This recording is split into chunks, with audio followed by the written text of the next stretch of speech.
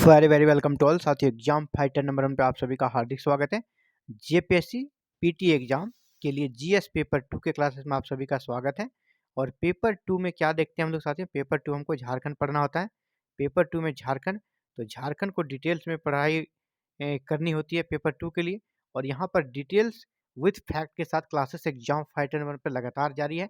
और आपको क्लासेस कब मिलती है? एवरी मॉर्निंग 8 AM को JPSC GS paper 2 PT exams के लिए क्लासेस मिल जा रही है।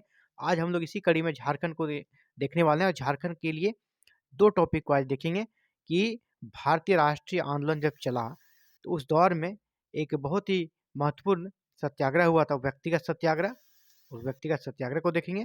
और दूसरा, भारत छोड़ो आंदोलन में झारखंड की क्या भूमिका रही। इन दो पॉइंट्स पर आज हम लोग डिस्कशन करेंगे। तो व्यक्तिगत सत्याग्रह को पहले देखते हैं। व्यक्तिगत सत्याग्रह क्या होता है? यहाँ से स्पष्ट दिख रहा है, व्यक्तिगत ना पर्सनल सत्याग्रह है ना। कोई व्यक्ति अपना कर सकते हैं, इकलौता है ना, अकेले सिंगल वो सत्याग्रह करता था। यहाँ पे जैसे मास को बुलाना, पूरे एकदम पूरे कम्युनिटी को बुलाना, पूरे आम जनता को भीड़ इकट्ठा करना, ऐसी कोई बात नहीं थी। व्यक्तिगत जिसे ही सत्याग्रही चुन लेते थे गांधी जी, उसे ही जाके विरोध प्रदर्शन करना था। मूल बात यहाँ पे ये था कि भारत को द्वितीय विश्व युद्ध में, सेकेंड वर्ल्ड वॉर में शामिल कर लिया था और अंग्रेजों ने युद्धरत देश घोषित कर लिया था, जिसका भारतीय नेताओं ने विरोध किया। और इस विरोध को आम पब्लिक के बीच लाने के लिए, मीडिया में लाने के लिए, दुनिया के सामने लाने के लिए, देखिए भारत को युद्धरत देश घोषित कर दिया गया है। और इसमें भारत की जनता साथ नहीं है, भारत की जनता इसका विरोध करती है। और इसका विरोध दर्शाने के लिए कि भारत को युद्धरत देश भले ही सरकार ने घोषित कर दिया है, लेकिन इसकी जनता इसके साथ नहीं है, इसको दर्शाने के लिए दुनिया के सामने व्यक्तिगत सत्याग्रह का कॉन्सेप्ट गांधी जी ने लाया। और इसका आरंभ होता है कब? 17 अक्टूबर 1940 को। ये भी आपको मैन इंडियन हिस्ट्री जब पढ़ेंगे वहाँ के लिए बहुत इंपॉर्टेंट हो जाता है। व्यक्तिगत सत्याग्रह कब आरंभ हुआ, तो उसके दृष्टिकोण से आप इसको याद कर लें। 17 अक्टूबर 1940 को इसका आरंभ हुआ। कहाँ से हुआ? पवनार, पवनार आश्रम। और पवनार आश्रम कहाँ है साथियों? महाराष्ट्र में है। तो महाराष्ट्र से इसका आरंभ हो गया। और इसके पहले सत्याग्रही चुने गए थे आपको विनोबा भावे। इस प्रकार अब जैसे मान ले विनोबा भावे को चुन लिया, तो विनोबा भावे को क्या करते थे, एक पर्टिकुलर जगह दे दिया। मान ले कि आपको जिला मजिस्ट्रेट है, उनके कार्यालय के आगे आपको यहाँ पर टेंट लगा के बैठ जाना है, धरना प्रदर्शन करना है। और सरकार ने जो शामिल कर लिया है भारत को युद्धरत देश में, और भारत में जो समस्याएं क्रिएट हो रही है युद्ध के कारण, जब कोई देश युद्धरत हो जाता है वहाँ बहुत प्रकार की समस्याएं बढ़ जाती है। इन समस्याओं के बारे में बताना है, और ये बताना है अपने भाषण में कि भारत की जनता सरकार के साथ नहीं है, ताकि दुनिया को पता चले कि भारत की जनता को, जनता की बातों को सरकार वहाँ नहीं सुनती है, सरकार जबरदस्ती कर रही है। और सरकार की कह सकते हैं अनैतिक रवैये से पूरा दुनिया अवगत हो। मूल उद्देश्य यही था। तो चलिए इसको देखते हैं झारखंड में इसका क्या प्रभाव पड़ा। और इस दौरान जो सबसे बड़ी बात हुई है कि गांधी जी का यहाँ पर आगमन हुआ, वही इंपॉर्टेंट है। व्यक्तिगत सत्याग्रह, भारत की आज़ादी के लिए गांधी जी द्वारा ब्रिटिश पर नैतिक दबाव बनाने हेतु व्यक्तिगत सत्याग्रह आरंभ किया गया। कब किया गया? 17 अक्टूबर 1940 को विनोबा भावे प्रथम सत्याग्रही चुने गए थे। इस दौरान झारखंड में कोई विशेष घटना नहीं घटी है। बस इस घटना को हम लोग एक ही पॉइंट्स में देखेंगे, एक ही पॉइंट से बस, कि गांधी जी का अंतिम बार झारखंड का दौरा कब हुआ। तो जी हाँ, व्यक्तिगत सत्याग्रह के दौरान ही हुआ था। इसीलिए मैंने इस पॉइंट को बस शामिल किया है कि गांधी जी इस व्यक्तिगत सत्याग्रह के दौरान झारखंड पर की धरती पर आए थे। और अंतिम बार ये गांधी जी का अंतिम झारखंड दौरा था। इसके बाद दोबारा वो झारखंड नहीं आए। पहले कब आए थे? 1917 में, जैसे हम पढ़े हैं पिछले क्लासेस में। 1917 में पहली बार आए थे। 4 जून 1917 को आए थे पहली बार झारखंड। और फिर कब आए? 1940 में। 1940 में कब क्यों आए? रामगढ़ अधिवेशन याद होगा, कांग्रेस का रामगढ़ अधिवेशन हो रहा था। कहाँ हुआ था रामगढ़ अधिवेशन? आपका झारखंड के रामगढ़ में। तो रामगढ़ अधिवेशन में भाग लेने के लिए आए थे, जो कि 53वां अधिवेशन था कांग्रेस का। तो इसी अधिवेशन में भाग लेने के लिए गांधी जी अंतिम बार झारखंड की धरती पर आए थे। और उस दौरान देश में व्यक्तिगत सत्याग्रह चल रहा था। तो ये पूछा जाता है, प्रश्न पूछा गया, इसलिए मैंने इसे शामिल किया है कि गांधी जी ने भारत के झारखंड क्षेत्र का दौरा अंतिम बार किस सत्याग्रह के दौरान किया था, या किस आंदोलन के दौरान किया था, पूछा गया था। तो व्यक्तिगत सत्याग्रह के दौरान, क्योंकि वो दौर था जो 1940 से 42। व्यक्तिगत सत्याग्रह का टाइम पूछा जाएगा कि ये डेट पूछा जाएगा कब से कब तक चला, इसका तो 1940 से 42 का ड्यूरेशन 1940 से 42 रहा। इसी बीच में गांधी जी अंतिम बार झारखंड आए, और झारखंड में कहाँ आए? रामगढ़। झारखंड में आए, रामगढ़ आए थे। रामगढ़ अधिवेशन जो चल रहा था उसमें भाग लेने के लिए। चलिए, मेन इसका जो पढ़ना है, भारत छोड़ो आंदोलन 1940 से 42 तक आपका ये चला, व्यक्तिगत सत्याग्रह। तो व्यक्तिगत सत्याग्रह के बाद देश में भारत छोड़ो आंदोलन चल रहा, और ये गांधी जी के द्वारा चलाया गया अंतिम आंदोलन था। अंतिम आंदोलन था।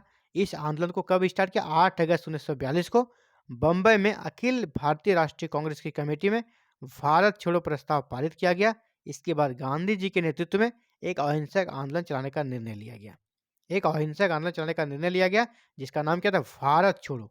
और ये मुंबई से इसका कह सकते प्रस्ताव पारित किया गया, और इस आंदोलन को आरंभ करने का निर्णय लिया गया 8 अगस्त 1942 को। झारखंड में इसका बहुत ही ज़्यादा इम्पैक्ट पड़ा, क्योंकि ये गांधी जी का अंतिम आंदोलन था, सीधे कह दिया था जो भारत छोड़ो। तो इसी के कारण झारखंड की भी जनता में एक प्रकार से उबाल आ गया था, और उबाल इसलिए भी आया था कि सभी बड़े नेताओं को गिरफ्तार कर लिया गया था भारत छोड़ो आंदोलन के दौर में। इसलिए यहाँ पर आम जो जनता थी, वो खुद अपने एरिया की लीडर थी। गांधी जी ने अपने कह दिया संबोधन में कि आप जहाँ पर हैं, आप अपने क्षेत्र के समझिए, खुद को ही आप गांधी मान लें, खुद को ही अपना लीडर मान लें, अपने जो उचित लगता है उसी अनुसार से आप रास्ता बनाते चलें। तो भारत छोड़ो आंदोलन के प्रारंभ होते ही झारखंड में राम नारायण सिंह एवं सुखलाल सिंह को बंदी बना लिया गया। राम नारायण सिंह और सुखलाल सिंह भारत छोड़ो आंदोलन के दौरान झारखंड से जेल जाने वाले पहले 2 व्यक्ति थे ना, राम नारायण सिंह और सुखलाल सिंह। इन्हें बंदी बना लिया गया किस आंदोलन के समय? तो भारत छोड़ो आंदोलन के समय। इस प्रकार के प्रश्न बनते हैं। राम नारायण सिंह का संबंध झारखंड से था, जो किस आंदोलन के दौरान जेल गए थे, अंग्रेजी सत्ता के दौरान? तो राम नारायण सिंह भारत छोड़ो आंदोलन के समय गए थे, या सुखलाल सिंह, किसी से भी पूछा जा सकता है। इसी प्रकार मिथिलेश कुमार सिन्हा ने इसी आंदोलन के दौरान जपला में मजदूरों से हड़ताल करवाई, और मजदूरों ने काम करना बंद कर दिया। इसका नेतृत्व किसने किया? मिथिलेश कुमार सिन्हा ने। इन्होंने कहाँ पर? जपला में। चलिए आगे बढ़ते हैं। रामानंद तिवारी के नेतृत्व में सिपाहियों ने जमशेदपुर में विद्रोह किया। यानी जमशेदपुर में भारत छोड़ो आंदोलन का नेतृत्व किसने किया? तो रामानंद तिवारी। अगर पूरे झारखंड को देखा जाए, तो सबसे जो प्रमुख नाम लिया था राष्ट्रीय स्तर पर भारत छोड़ो आंदोलन के दौर में, तो रामानंद तिवारी जी का नाम 1 नंबर पे है ना। तो रामानंद तिवारी का नाम याद रखना है। रामानंद तिवारी से बहुत प्रश्न आए हैं। तो रामानंद तिवारी ने भारत छोड़ो आंदोलन के समय नेतृत्व दिया था, और कहाँ पर दिया था? जमशेदपुर में। ठीक है।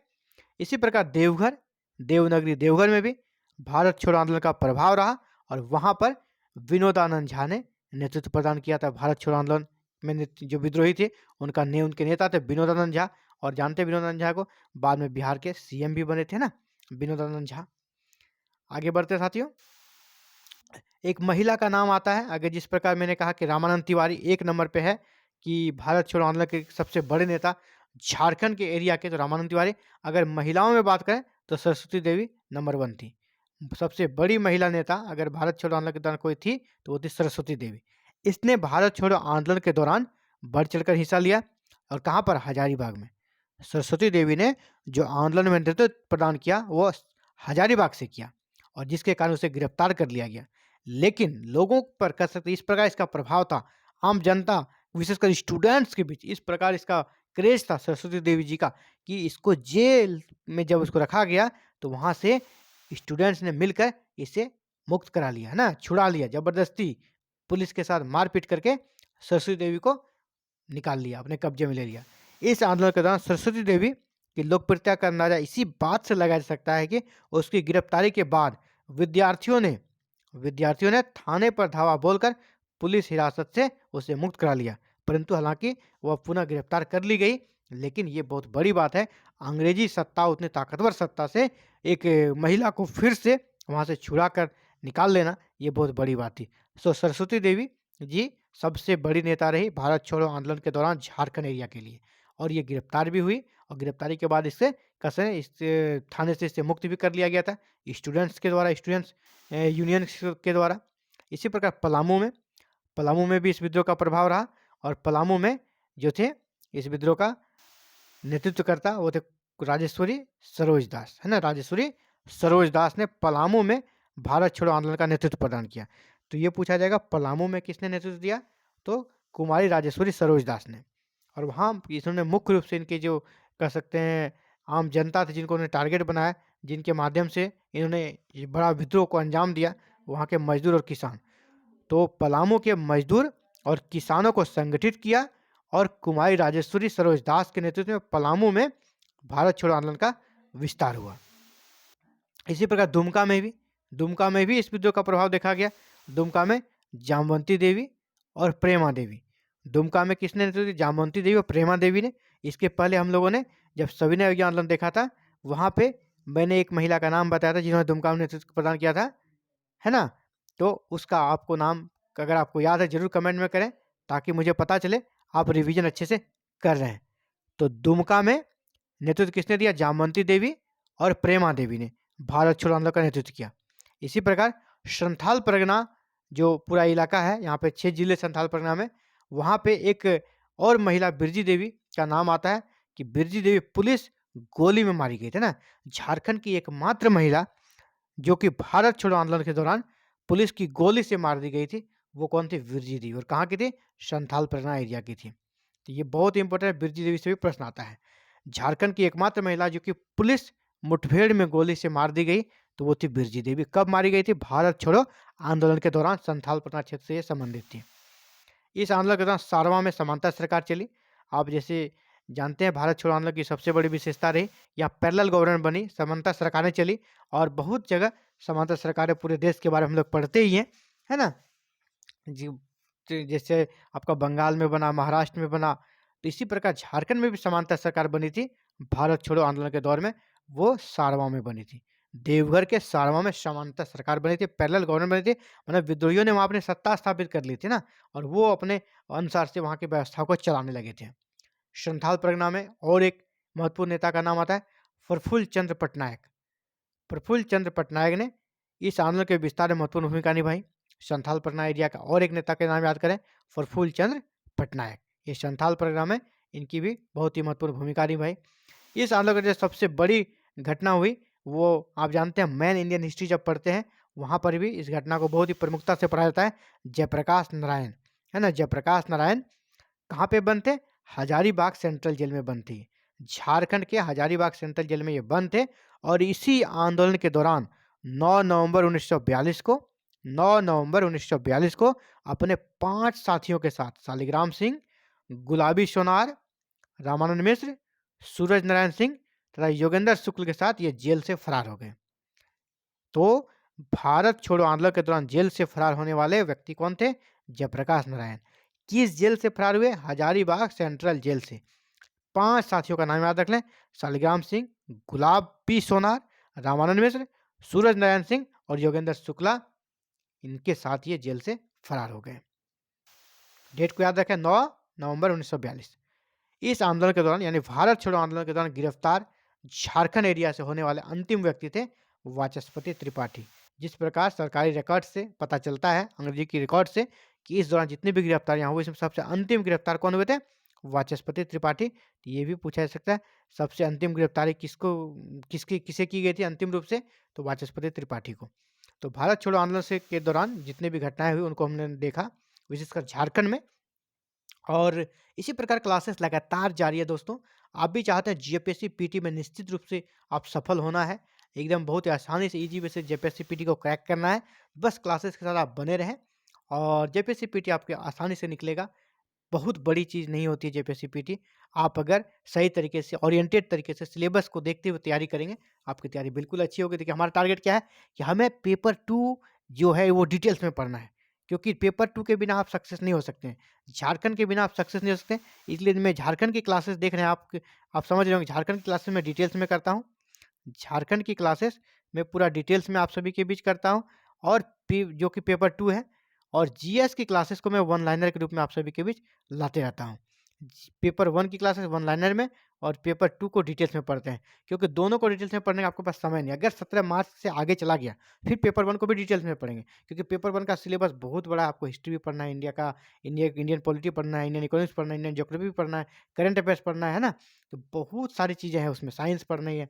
तो उतनी सारी चीज़ों को अभी आप डिटेल्स में पढ़ेंगे तो सिलेबस कंप्लीट नहीं होगा। इसलिए वो पेपर 1 को हम लोग वन लाइनर में ही देखेंगे।